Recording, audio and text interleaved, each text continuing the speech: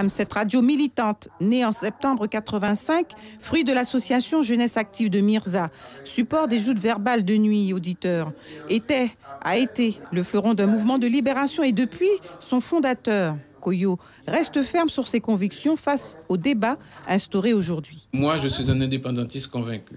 Ça ne change pas et je le serai jusqu'à ma mort. Puisque, pour moi, mon pays doit évoluer. Et si mon pays doit évoluer, il doit être indépendant.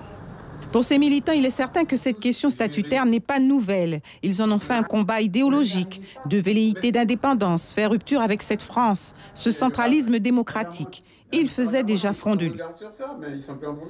Je vous dirais que le front, c'est une logique.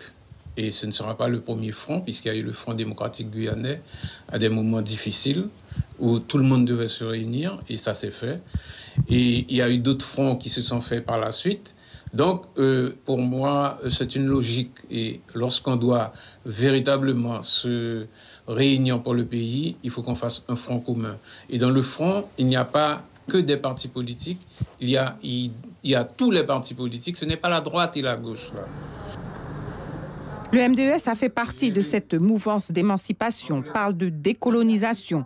Son ancien président prône le collectif et souhaite faire fi des divisions de partis. 70 ans plus tard, on se rend bien compte que le département, aujourd'hui la CTG, ne sont pas adaptés à notre réalité. Et malheureusement, au niveau de la population, nous réagissons par soubresaut. Il y a une demande, il y a des frustrations parce que les choses ne vont pas.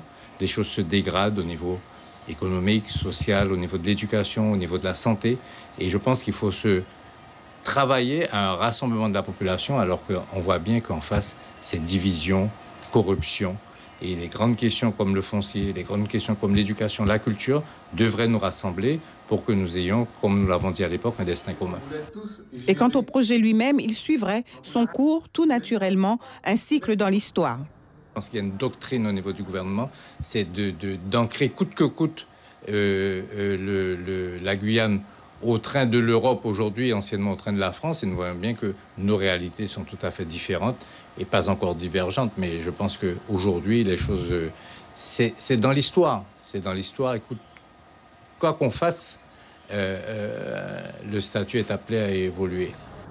Quel statut pour la Guyane, mais aussi quel sens donner à ce terme qui laisse entrevoir la construction d'une société en devenir. Un enjeu d'importance, donner une identité propre au pays Guyane.